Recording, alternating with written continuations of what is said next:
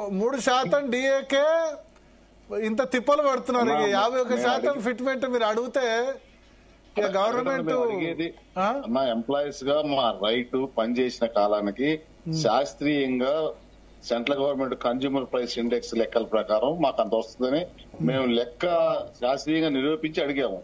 ప్రభుత్వం వాటి మీద చూసి కొంత అటు ఇటుగా నిర్ణయం తీసుకుంటది. మేము అడగటంలో తప్పలేదు కదా, అడగచ్చు. కొంచెం కోరిక కాదు. ప్రతి 5 సంవత్సరాలకి రాజ్యాంగబద్ధంగా మాకు రావాల్సిన హక్కుని ప్రభుత్వానికి శాస్త్రీయంగా నిరూపించి సబ్మిట్ చేశాం శివశంకర్ గారికి. ఇవ్వాల్సిన బాధ్యత ప్రభుత్వానికి ఉంది. ఆర్థిక ఇబ్బందులు ఉన్నప్పుడు దాన్ని పట్టి సూచిస్తారు. అంటే నేను అనేది ఏంటంటే ఇప్పుడు 3% డిఏ ఇచ్చేందుకు దాని ఇప్పుడు మళ్ళా 4 డిఏలు పెండింగ్ అయినాయి. ఇక ఇప్పుడు జూలైలో మళ్ళా 5 డిఏలు అవుతాయి. దానికి 3% చేయలేకుండా ఫైనాన్షియల్ పొజిషన్ ఉన్నవాళ్ళు 51% ఎట్లా చేస్తారు? 51 కాదు, నాకు తెలిసి 30% ఇచ్చుడు కూడా కష్టమే కదా. ప్రభుత్వం కూడా ఆర్థిక సంబంధమైన ఇబ్బందుల్ని అధిగమిస్తుంది. ఇప్పుడు రైతు భరోసా ఉంది, క్లియర్ ఒకేసారి 9,000 కోట్లు వేయగలిగారు.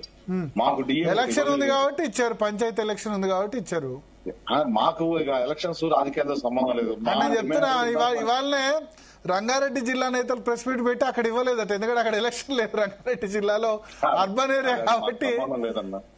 మా పరంగా మాకు ఇచ్చిన డిమాండ్స్ లో ఇందాక జగదీష్ గారు చెప్పినట్టుగా ఉమెన్ వెల్ఫేర్ కావచ్చు, ప్లానింగ్ డిపార్ట్మెంట్ క్యాడర్ స్ట్రెంత్ కావచ్చు, 12.5 హెచ్ఓడి కోట కావచ్చు, నర్సింగ్ డైరెక్టరేట్ కావచ్చు, కొన్ని మాకు ఇచ్చిన మా జాయింట్ స్టాఫ్ కౌన్సిల్ ఇట్లాంటివన్నీ కూడా ప్రాసెస్ లో ఉన్నాయి. మాకైతే ఒక నమ్మకం ఉంది.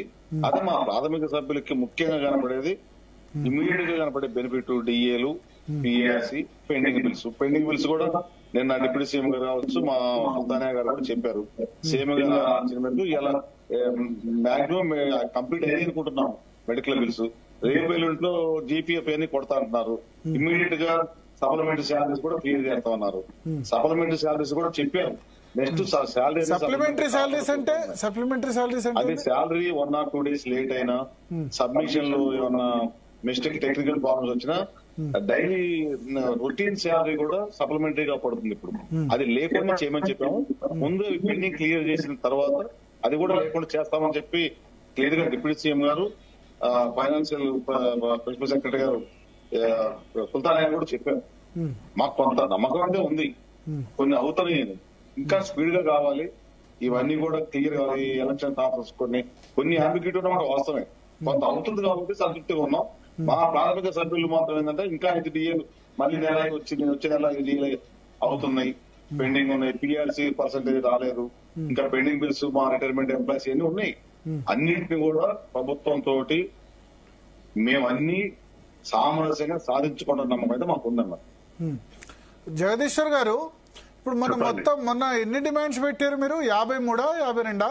50 డిమాండ్స్ పెట్టాం. 57 దాదాపు 16 డిమాండ్లను వాళ్ళు మాట్లాడారు మాతోని. 57 52? 57 16 అయితే చేసిండ్రు. మిగతాయి కూడా డిస్కషన్లు ఉన్నాయి. 16 చేస్తామన్నారా? చేసేసిర్రు ఆల్రెడీ? చేసేసి దాదాపు ఇప్పుడు మా ఏలూరు శ్రీనివాసరావు చెప్పినట్టు నర్సింగ్ డైరెక్టరేట్ ఇలా పంచాయతీ గ్రామ పంచాయతీలను గ్రేడ్లను ఫిక్స్ చేసారు. గ్రేడ్ 1, 2, 3, 4 గా ఇంకా చాలా సమస్యలను మనం పరిష్కరిస్తున్నారు. వాళ్ళ దృష్టికి వచ్చేది 12.5 అంటే వాస్తవానికి సెక్రటరియట్ లో కోటా ఉంటది. జిల్లాల నుంచి వెళ్ళి హెచ్ఓలకు పోతారు, హెచ్ఓ నుంచి వెళ్ళి సెక్రటరియట్ పోతారు. గతంలో ఉండే ఆ సాంప్రదాయం కడియడం వల్ల జరిగింది. మరి అలా వాస్తవానికి పెండింగ్ బిల్స్ మనం 700 కోట్లు కొడుతున్నారు. దాదాపు మళ్ళీ 700 తర్వాత ఇంకా పెంచి మనం ఇలా సర్దుబాటు అయిన తర్వాత 700 రిటైర్మెంట్ బిల్స్ నెలకు 700 కోట్లు కొడతామన్నారు. మొత్తం రిటైర్మెంట్స్, అన్ని బిల్స్, మెడికల్ బిల్స్, జీపీఎఫ్ అన్ని అందరి వస్తాయి. వాస్తవానికి జీపీఎఫ్ అయి ఉంటే లోన్ ఉంటది. మేము చాలా మంది ఎంప్లాయీస్ లోన్ కూడా తీసుకుంటారు. లోన్ తీసుకుంటే మనకు వాళ్ళు ఇవ్వడం వల్ల మళ్ళీ వాళ్ళు రీపేమెంట్ అవుతుంటది, మళ్ళీ యాడ్ అవుతుంటాయి. అది ప్రభుత్వానికి తెలియజేసినాం. మరి వాస్తవానికి సుల్తానియా గారు, సందీప్ కుమార్ సుల్తానియా గారు కూడా అది వాస్తవం, అది ఇవ్వాలని చెప్పి చాలా మటుకు పరిష్కార మార్గంగా అయితే అని మేము ఆశిస్తున్నాం. మరి ముఖ్యమంత్రి గారు మాకు చెప్పి మీరు చూసిరు ఆ రోజు మీ కార్యక్రమంలోనే అన్నారు, కోసినా ఆధారం లేవని చెప్పిన ముఖ్యమంత్రి గారినే ఇలా చేసి, ఎందుకంటే తండ్రి పాత్ర ఉన్నారు. వాస్తవం కోసినా లేవన్నా ఇప్పించారు, కోసైనా ఇప్పించారు, అంతేనా? మా తండ్రిని కోయకుండానే ఇప్పించారు, ముఖ్యమంత్రి కోయకుండానే ఇప్పించేశారు అంతేనా? అంతే. మా ముఖ్యమంత్రి కోసేటట్టు మేమెందుకు చేస్తాం? మా ముఖ్యమంత్రి మేము ఎప్పుడో ఒక తండ్రి కొడుకు ఎట్లా చిన్న ఘాటు కూడా పెట్టకుండా ఇప్పించారు. ఘాటు పెట్టలేదు. ఇలా వాళ్ళకు మంచి పేరు వచ్చింది. ఇలా చెప్తున్నా కదా సార్, మెడికల్ బిల్స్ రావడం వల్ల చాలా మంది అలా ఫ్రీ అయిపోయారు.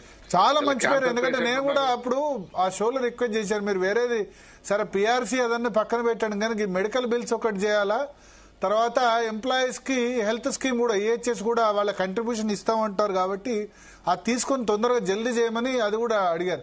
కానీ ఏంది మరి ఎంప్లాయీ హెల్త్ స్కీమ్ ఈహెచ్ఎస్ మీద ఇంకేం అడుగుపడలేదు ముందుకు? అడుగుపడండి. ఇప్పుడు ఆల్రెడీ డిస్కషన్ అయింది.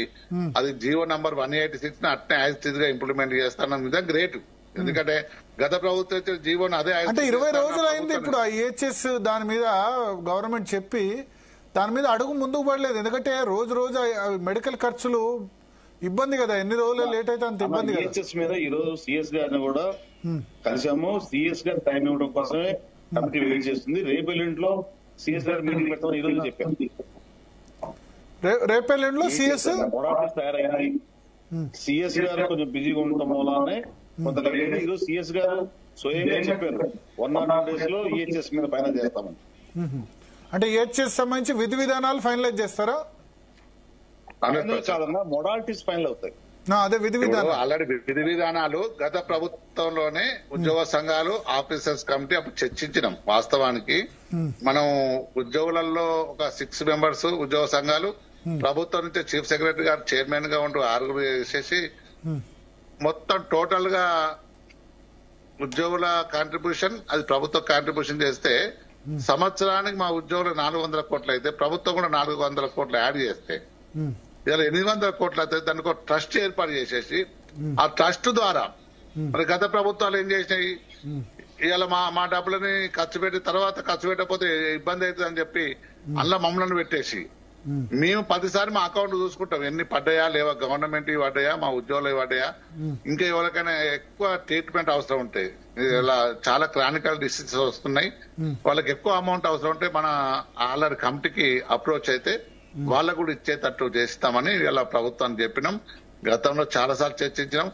ఒకవేళ ఇలా ట్రస్ట్ పెట్టి మన కార్యక్రమం తీసుకుంటాం, ఒకవేళ ట్రస్ట్ లో ఇబ్బందికరంగా మారితే దాన్ని కూడా మనం సవరించుకోవడానికి ఆ ట్రస్ట్ కు అధికారాలు కూడా ఈ మన ప్రభుత్వాన్ని కూడా కోరినాం. ఓకే. అంటే ఇప్పుడు ఒకటి ఈ మీకు ఇప్పటి వరకు నెరవేరిన 17లో మోస్ట్ ఇంపార్టెంట్ ఒకటి ఈ 700 కోట్లు నెలకు రిలీజ్ చేయడం రిటైర్మెంట్ బెనిఫిట్స్. కానీ 700 కోట్లు చేసినా సరే మొత్తం రిలీజ్ చేయాలంటే 2-3 సంవత్సరాలు పడుతుంది బ్యాక్లాగ్. మన 700 కోట్లు ఇప్పుడు ఏమని చెప్పినాం, ఇప్పుడు 700 కోట్లు అయినా గ్రాడ్యువల్ గా పెంచుకుంటూ పోవాల్సిందే. ఒక 5-6 నెలల్లో 6 నెలల్లో మొత్తం క్లియర్ చేయమని చెప్పిన ప్రభుత్వానికి. మరి వాళ్ళు కూడా మొత్తం 8,000 కోట్ల పెండింగ్ లో ఉన్నాయి. దాదాపు 8,000 నుంచి 9,000 దాకా ఉండొచ్చు. ఇలా సిపిఎస్ ఉద్యోగులు కూడా చాలా మంది ఆందోళన ఉన్నది. వాళ్ళ కాంట్రిబ్యూషన్ కూడా అకౌంట్ లో పడతలేమని చాలా మంది ఇలా మాకు కంప్లైంట్ చేయడం జరుగుతుంది. మరి రిటైర్డ్ అయిన వాళ్ళు, కొంచెం ఎక్స్పైర్డ్ అయిన వాళ్ళు కూడా వాళ్ళ అకౌంట్ లో పడతలేని చెప్పి అది కూడా ప్రభుత్వం దృష్టి తీసుకెళ్తున్నాం. ఏది ఏమైనా ఒక స్పందన అయితే ప్రభుత్వం వచ్చింది. ఆ స్పందన ఇలా మాకు ఉద్యోగుల సంఘానికి హ్యాపీగానే ఉన్నాం. వాస్తవానికి ఇవన్నీ జాయింట్ సబ్ కౌన్సిల్ సమావేశం పెట్టి చీఫ్ సెక్రటరీ గారి దగ్గర కూర్చొని పెట్టి ఒక సమావేశం అయితే మా సమస్యలన్నీ చీఫ్ సెక్రటరీ గారికి విన్నవించుకుంటే అలా నెరవేర్చేటి మా ఉద్యోగుల ప్రాబ్లమ్స్ అక్కడ మాట్లాడుకొని చర్చించుకొని సమస్యలు పరిష్కరించుకుంటాం. ముఖ్యమంత్రిని కలిసారా మొన్న ఇప్పుడు డిఏ నిర్ణయం